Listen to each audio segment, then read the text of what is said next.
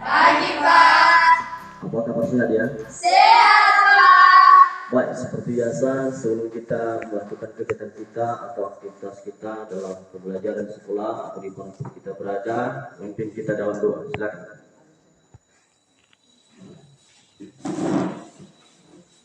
Ya, mari berdiri. Ya.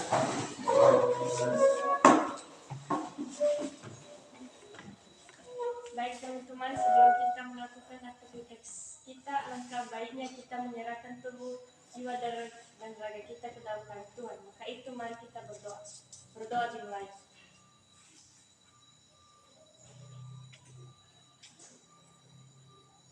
Berdoa selesai. Baik, silakan dulu semua. Terima kasih juga kepada seluruh anak kami yang telah berorang memberikan waktu pada saat ini untuk bisa kita bersama-sama menjalankan kegiatan kita atau pertemuan kita yang pertama kemarin. Jadi ini adalah pertemuan kedua. Jadi Bapak mengucapkan terima kasih itu kepada seluruh anak kami yang telah memberikan waktunya untuk bisa bersama-sama dengan saya pada pagi hari ini. Apa itu bimbingan kelompok? Ya, proses pemberian bantuan atau pertolongan yang diberikan oleh konselor dan atau guru BK kepada siswa di mana yang tujuannya ya apa yang diharapkan kepada peserta kelompok yaitu mampu berbicara di depan banyak, ya, mampu mengeluarkan pendapat, ide, saran, tanggapan atau perasaan apa yang sedang dirasakan. Itu tujuan dari bimbingan kelompok yang kita lakukan pada saat ini. Yang berikutnya, belajar menghargai pendapat orang lain. Ya, jadi di sini anak-anak kami juga harus mampu nanti bisa menghargai pendapat orang lain. Ya, kemudian bertanggung jawab terhadap pendapat apa yang telah dikemukakan. Jadi Bapak menyampaikan waktu untuk pelaksanaan bimbingan kelompok ini 1 kali 45 menit. Ya, 1 kali pertemuan. Kita pasti bimbingan kelompok ini yang akan kita bahas nanti tentang kesadaran membaca. Ya, kemarin Bapak sudah menjelaskan kepada kita bagaimana cara anak kami untuk menumbuhkan kesadaran dalam proses membaca. Ya, itu dia.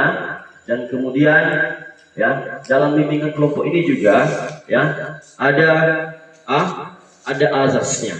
Ya, ada azasnya sudah Bapak jelaskan kemarin dan kembali Bapak lagi menjelaskan bahwa azas dalam bimbingan kelompok ini yang pertama adalah ada azas kerahasiaan.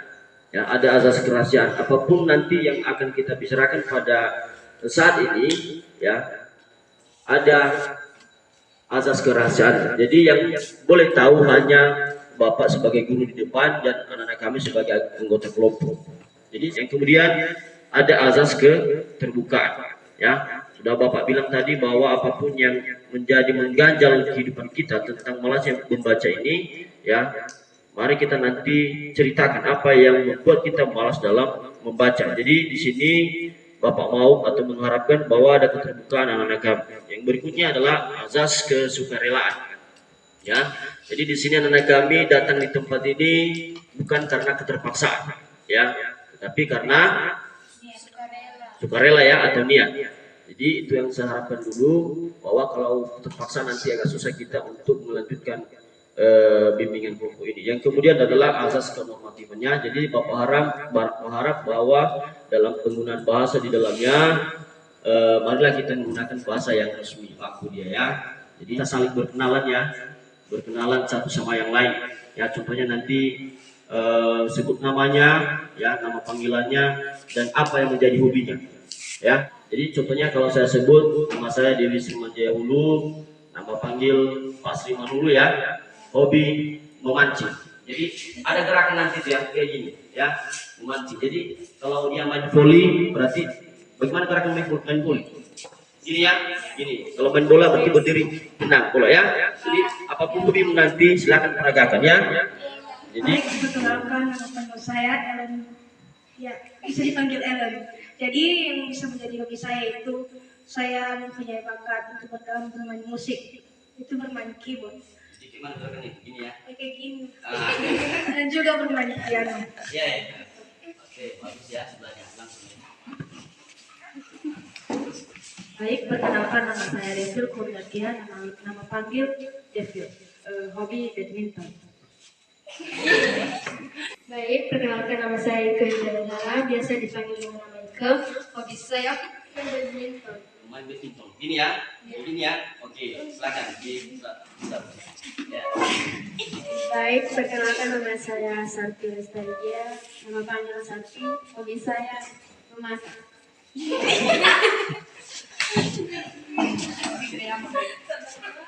Baik, perkenalkan nama saya Muhammad Zara, biasa dipanggil Yamo. Hobi memancing.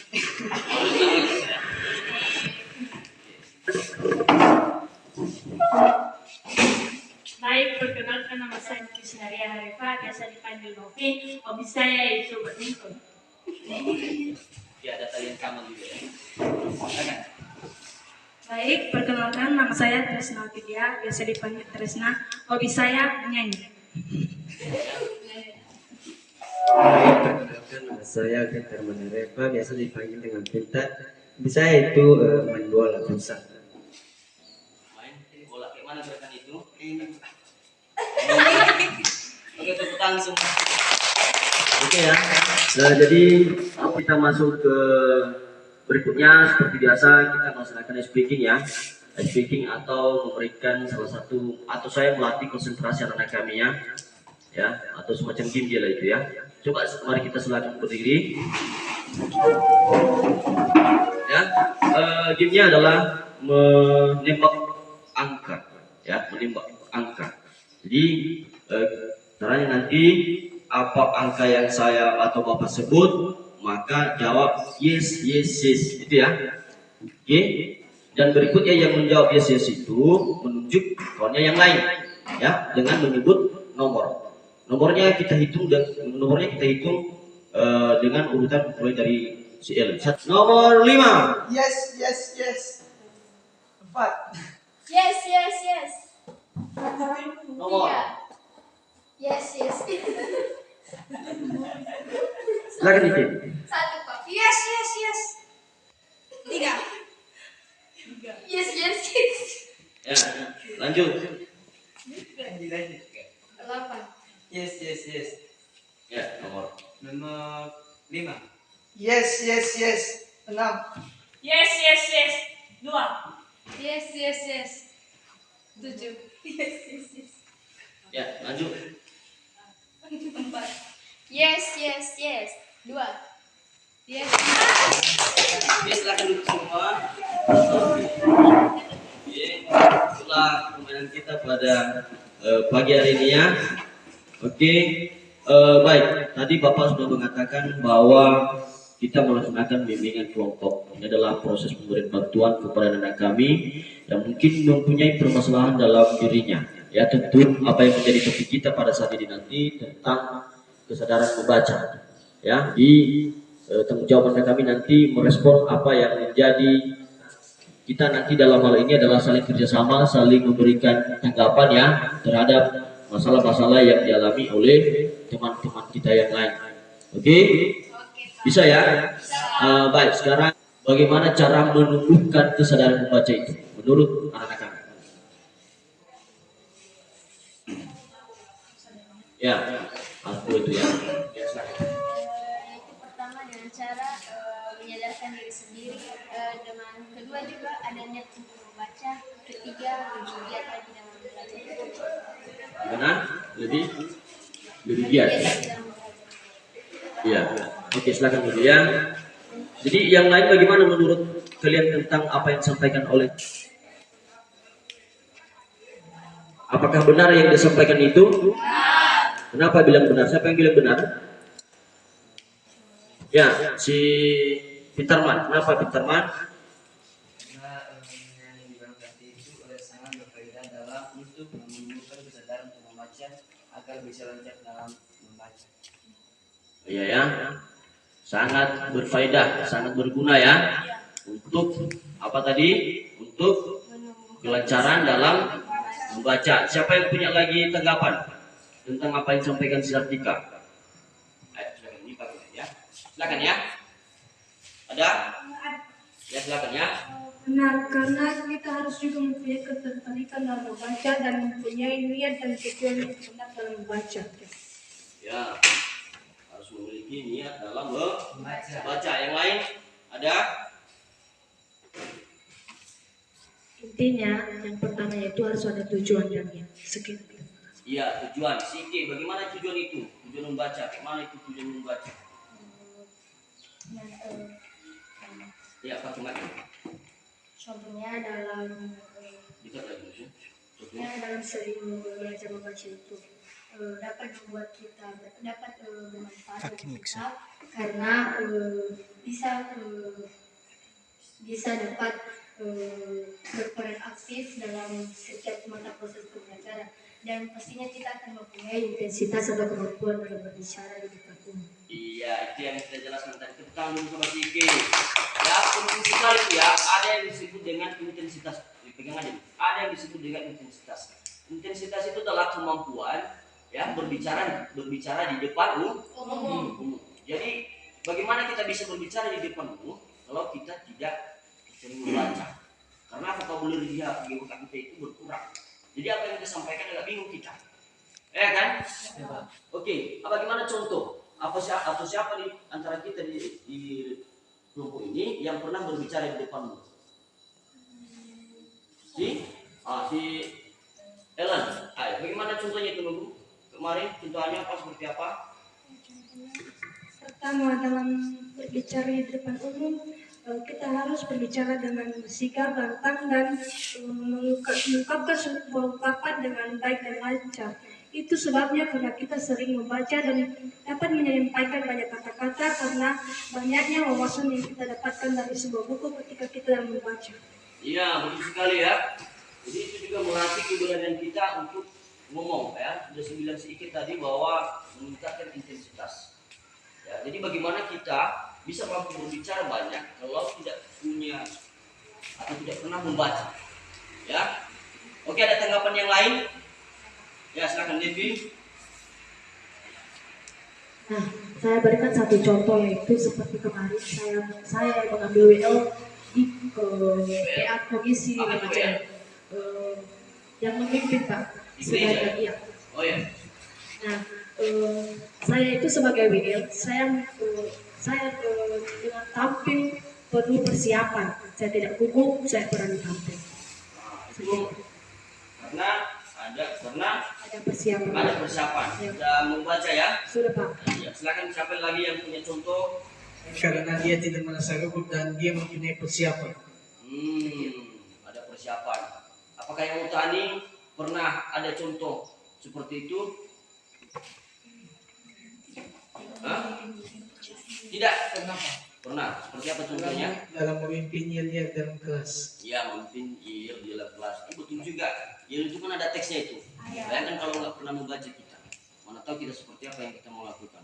Ada kira-kira anak kami ke depan harus menyadari hal ini terjadi dalam kehidupan sehari-hari.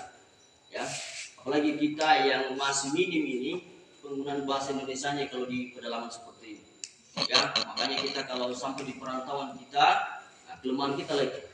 Ya, kelemahan kita lagi. Makanya seringlah untuk membaca. Ya, ada di antara anak kami jarang dia membaca. Semua ya. Itu dia. Ya, salah satunya tentang apa? Mata pelajaran apa itu biasanya? Matematika. Apa lagi? Agama. Bahasa Inggris. Ya. Media Itu ya, udah banyak kita nggak pernah membaca kan? Banyak mata pelajaran yang nggak kita baca. Jadi kita harus menemukan itu. Kira-kira secara anak kami apa yang terjadi ketika kita tidak membaca? Mengantuk. Gimana mengantuk di kelas? Karena seru yang pembelajarannya. Karena nggak seru. Penyampaian pembelajaran cara penjelasan. Oh gitu ya? Iya ya. Oke. Iya ya. Berarti ada faktor gurunya juga mungkin di situ ya. Gitu ya. Dan kemudian juga ada faktor anak kami tentang kemalasan mau membaca. Ya. Itu ya. Jadi anak-anak kami harus berpikir cerdas ke depan. Ya. pentingnya membaca itu sangat penting. Bukan hanya di pakai buku kita dalam proses membaca, tapi juga bisa dengan literasi digital. Ya, literasi digital itu maksudnya membaca melalui teknologi, HP, laptop segala macam. Itu dia. Ya. Jadi apalagi yang terjadi kepada mereka kami selain mengantuk di kelas ketika tidak membaca? Apa yang terjadi? Bosan. Bosan. Kalau bosan bagaimana? Bentuknya bosan. Tidur. Tidur. Kalau bosan bawaannya malas belajar, terus bawaannya Ya, itu ya. Jadi apalagi? Apa ribut? Ya. Ribut di kelas ya. bukan aja kosong kalau masuk guru itu Ah. kalau mata pelajaran yang asik. Dasar nggak peka tuh. Oh itu ya, yang lain yang tadi laki-laki ada acaranya itu orang tua memberikan kita dukungan. Silakan. Awalnya dia menasihati, berbicara dan menyuruh kita. Kedua kalinya ketika kita tidak mengikutinya, Ya. dia memarahi kita. Iya. Jadi itu ada sanksi juga ya? Iya. Kasih sanksi. Jadi itulah risiko kalau tidak membaca. Apakah di sekolah juga ada sanksinya kalau tidak membaca? Ada. Apa sanksinya itu? Dikasih dapat mana? Tidak dapat nilai ya? Iya. Karena tidak membaca, tidak tahu apa yang dia mau sampaikan. Contohnya, Bapak Ibu guru memberikan atau melempar satu pertanyaan, kan begitu ya? Tiba-tiba dia tidak tahu, karena belum membaca. Padahal sudah dibilang guru semalam, karena baca ya. Besok kita ada remedial, ya, ada remedial lisan ya. Jadi nggak bisa dijawab karena gugup, membaca, ada persiapan. Ya. Itu ya. Jadi resikonya ada. Ya, saya mau yang 8 orang ini ya punya motivasi atau punya keinginan, niat ya, kesadaran dalam menumbuhkan membaca ini. Bagaimana caranya? Sudah Bapak? Ya. Memberikan waktu, memberikan keluangan waktu dalam membaca, dan satunya itu harus ada keyakinan atau niat. Ya, memberi waktu itu ya. Sampaikan tadi bahwa jarang kalian membaca. Ya, jarang ya. Udah jujur kalian itu ya. Jadi udah jujur, maka siapkanlah diri membaca di rumah, membacalah di Sekolah. Ya. Karena membaca itu adalah jendela Dunia. Kita aja sekarang masuk ke perguruan tinggi negeri, ya. Kalau nggak lulus kita ujian seleksi, ya, mana bisa kita lulus. Ya. Kenapa tidak lulus? Karena nggak ada pengetahuan. Selama dia pelajaran dia membaca, nggak ada wawasannya, ya. Kan bilang siangnya nggak ada wawasan. Komitmennya ada komitmen di dalamnya, ya. Setiap siswa harus mempunyai komitmen, integritas, tanggung jawab, ya. Contohnya tadi ada yang malas membaca, ya. Artinya dia tidak memiliki nilai yang baik. Ya, bagaimana dia merespon itu? Bagaimana Anda memikirkan itu? Bagaimana caramu mengubah hal itu? Belajar lebih giat. Belajar lebih giat lagi. Ya, kan udah tahu kita kesalahan kita seperti apa. Saya gagalnya di sini ya. Ya, dan saya akui gagalnya saya karena belum belajar, belum membaca. Ya, jadi harus dilakukan. Ya, harus dilakukan itu. Ya, bagaimana perasaan sekarang? Senang. Ya, senang kenapa? Coba sedikit karena Perjuangan kita pada awalnya dalam proses belajar itu dari segi menghafal, membaca dan mendapatkan membaca itu sangat. ya, jadi tidak sia-sia ya. Iya. Karena ada proses siapa yang lain?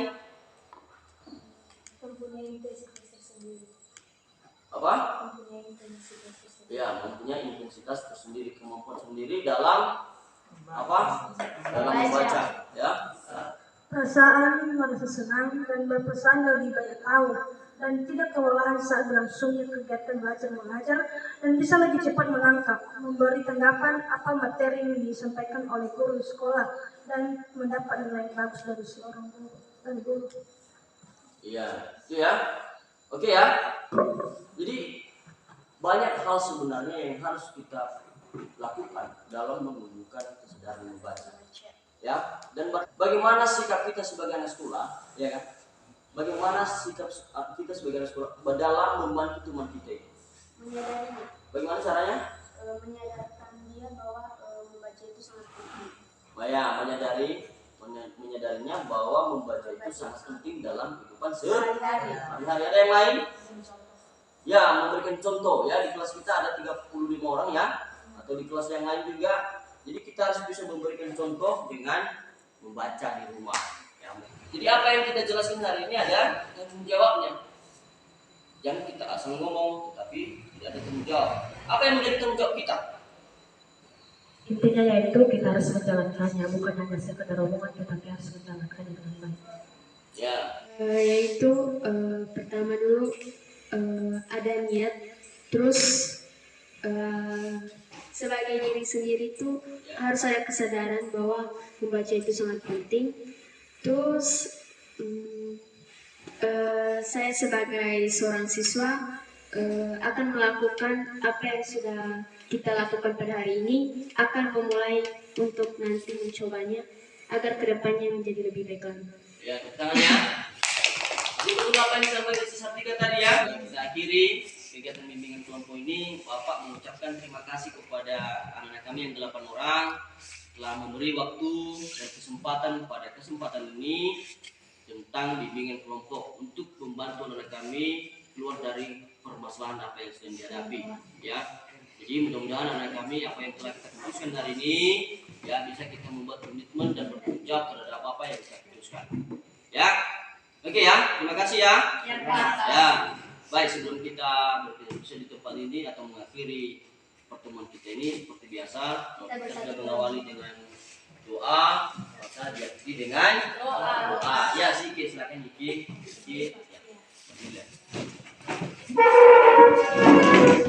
Baik teman-teman semuanya, sebelum kita mengakhiri kegiatan kita pada hari ini, mari kita bersatu berdoa. Berdoa dimulai.